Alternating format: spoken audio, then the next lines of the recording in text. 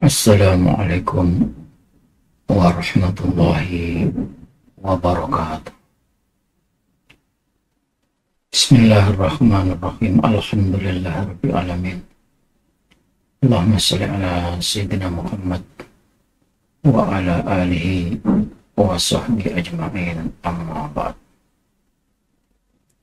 Apa kabar saudara-saudari, sedulur, teman, sahabat? Semoga kita semuanya selalu dalam keadaan sehat walafiat. Amin Allahumma amin. Saudara-saudari sekalian, kita akan terus berbicara tentang Habib, karena bahaya Habib terlalu besar dibandingkan dengan bahaya yang mengancam fisik. Artinya, ucapan-ucapan, doktrin-doktrin, ujaran-ujaran, dan bahkan ajaran yang disampaikan oleh para Habib jauh lebih berbahaya daripada penyerangan secara fisik, karena apa yang dilakukan oleh para Habib menyerang mental, menyerang hati, dan bahkan merusak pikiran. Mungkin hari ini tidak terasa, belum ada efeknya, belum ada pengaruhnya, tapi jika ini kita biarkan, generasi kita, sesudah kita, dan mungkin generasi kedua atau ketiga akan mengalami kerusakan yang lebih parah dan sulit untuk dikembalikan. Rusaknya bangunan bisa diperbaiki. Hancurnya bangunan, umpamakanlah hancurnya masjid, bisa kita bangun kembali. Tetapi kalau hati, pikiran, mental sudah hancur, berat rasanya untuk bisa mengembalikan. Oleh sebab itu, kepada saudara-saudari saya semuanya, tanpa terkecuali, mari kita bentengi diri kita, kita bentengi anak-anak kita bentengi cucu-cucu kita, agar jangan mendekat dan bersahabat dengan para Habib. Tentunya tidak semuanya Habib, karena ada Habib-Habib yang baik. Tetapi secara umum, yang baik maupun tidak baik sama tujuannya, yakni ingin menguasai mental spiritual bangsa Indonesia. Ada semacam keinginan untuk mengendalikan bangsa Indonesia melalui mental, spiritual, doktrin, dan cerita-cerita yang membuat bangsa ini tidak percaya kepada leluhurnya, tetapi lebih percaya kepada para Habib, keturunan imigran Yaman. Saudara-saudari sekalian yang saya hormati, apa sih karakter iblis dan anak keturunannya setan itu? keturunan iblis, ya setan itulah.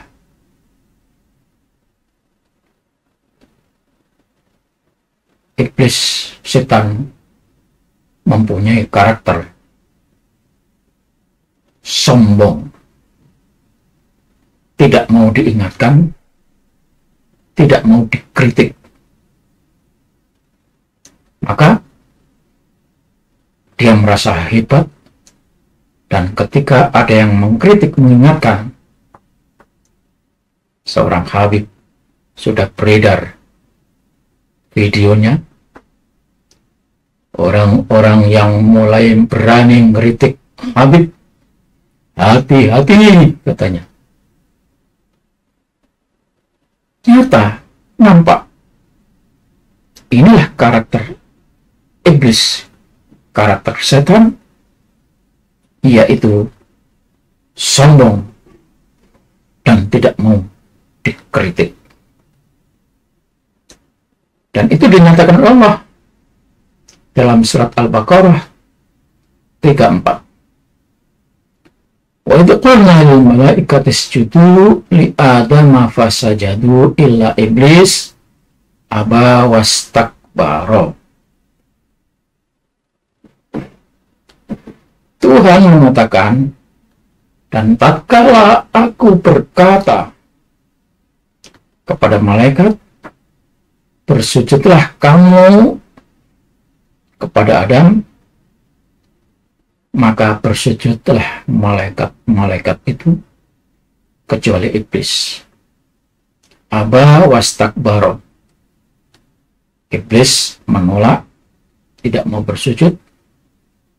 Wastakbara, dan merasa besar kepala, sombong.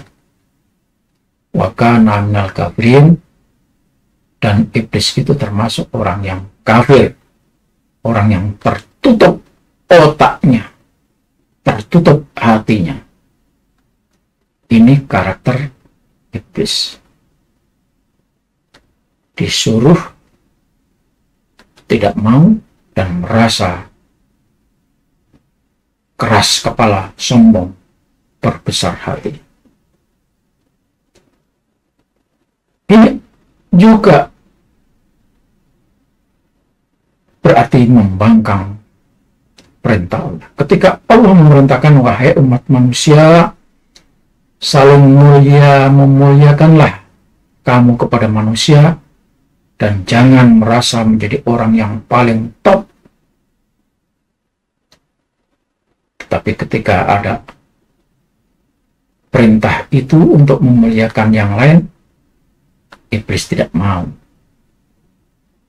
Ini sama juga dengan para habib tidak mau menghormati kiai-kiai Nusantara bangsa Indonesia, malah menghina-hina. Itulah karakter iblis. Maka Habib identik dengan iblis, membangkang,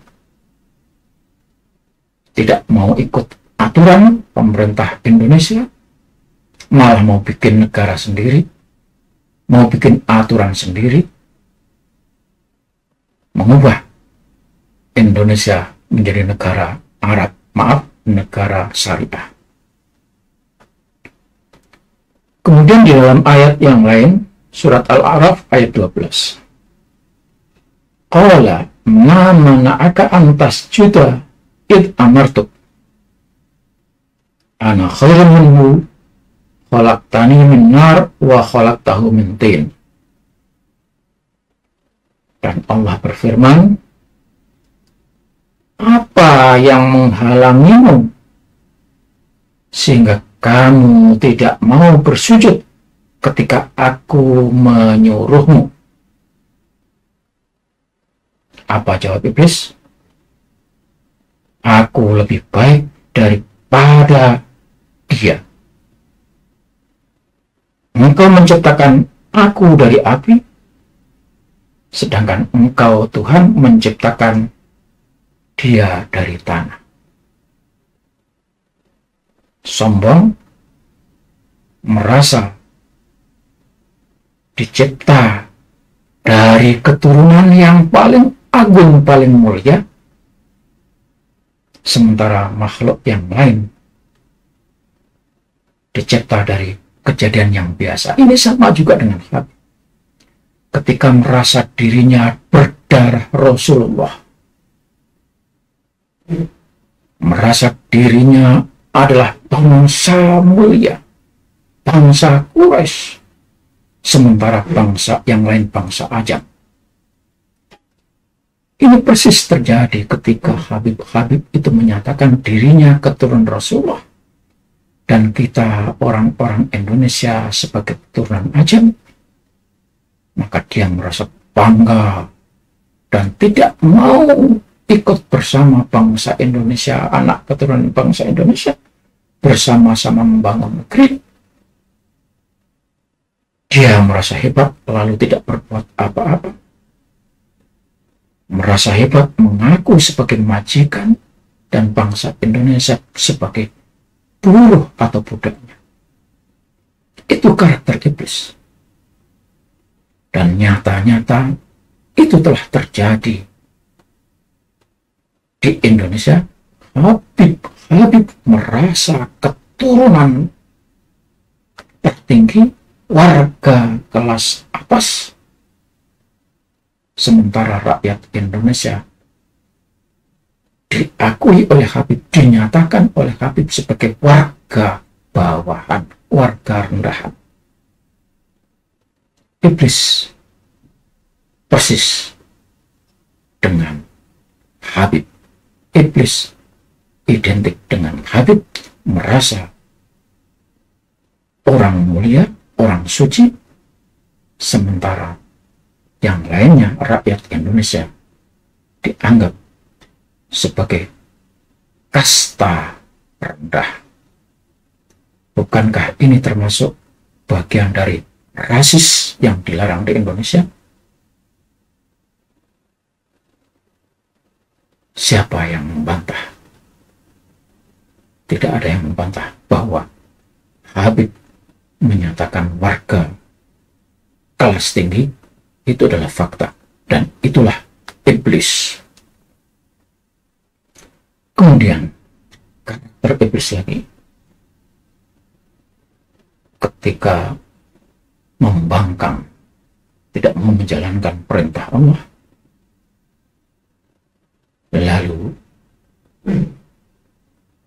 mereka bersumpah. Iblis bersumpah yang diikuti oleh anak cucunya Syaitan. Kemudian di hadapan Tuhan, iblis berkata, setan-setan mengikutinya, "Tsumma la'atiyannahum min baini aydihim wa min khalfihim wa an aymanihim wa an syama'ilihim wa la tajidu aktsarahum syakirin." Surat Al-A'raf ayat 17.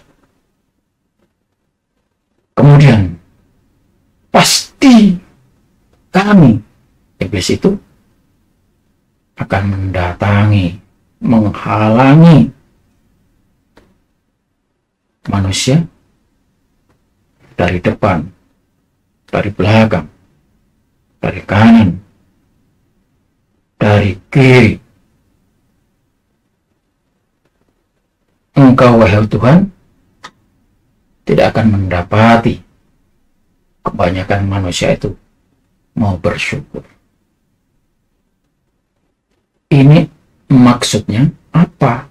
Maksudnya adalah iblis akan senantiasa menjadikan umat manusia itu tidak mau mengikuti perintah Allah, berusaha menghalang-halangi manusia, tidak mau bersyukur kepada Allah, berusaha dengan segala daya upaya agar manusia mengikuti maunya. Karena itu, iblis membuat taktik, membuat ajaran yang menyenangkan orang, membuat manusia mau mengikuti iblis dan setan, dengan demikian nanti iblis dan setan mempunyai pengikut yang banyak. Ini terjadi di Indonesia, saudara. Habib-habib itu menjerumuskan banyak manusia, mengiming-imingi manusia, siapa yang ikut Habib masuk surga, siapa yang menurutkan maunya Habib dapat syafaat, siapa yang bersedia menjadi jongos Habib akan hidup bahagia. Janji-janji itu adalah bukti nyata usaha Habib untuk menarik, mengambil banyak pengikut, sehingga muncullah jongos-jongos yang siap membela para Habib itu. Maka jongos-jongos ini adalah terjebak, tertipu, terperdaya dengan janji-janji Habib, masuk ke dalam golongan iblis. Itulah karakternya. Jadi banyak manusia yang terjebak dengan ikut cara-cara iblis. Dan saya katakan tadi, Habib adalah iblis, sehingga banyak pengikut, banyak mukibin yang rela merapat, rela hidup bersama Habib dengan meninggalkan perintah Allah. Tinggalkan perintah Allah, tapi jalankan perintah. Hormat kepada orang tua ditinggalkan, tetapi lebih hormat kepada Habib. Tidak patuh kepada orang tua, tapi lebih patuh kepada para Habib. Tidak ada muhibin yang berani membela kehormatan orang tua, membela kehormatan orang tua tidak dilakukan, tetapi membela Habib dengan mati-matian, siap mati konyol. Itulah karakter iblis yang sama persis karakternya Habib yang ada saat ini. Begitulah saudara-saudara karakter iblis dan syaitan, anak keturunannya. Hidupnya penuh kemaksiatan, menurutkan syahwat, hawa nafsu, kesenangan, dengan membajak atau merampas milik manusia. Hak-hak manusia dibajak oleh iblis.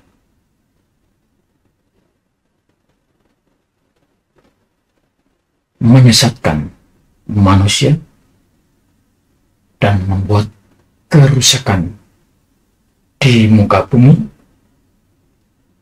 di mana dia tinggal. Maka setelah kita tahu karakternya itu dan kita melihat fakta bahwa Habib dimanapun berada, keberadaannya merusak masyarakat, merusak tatanan masyarakat, merusak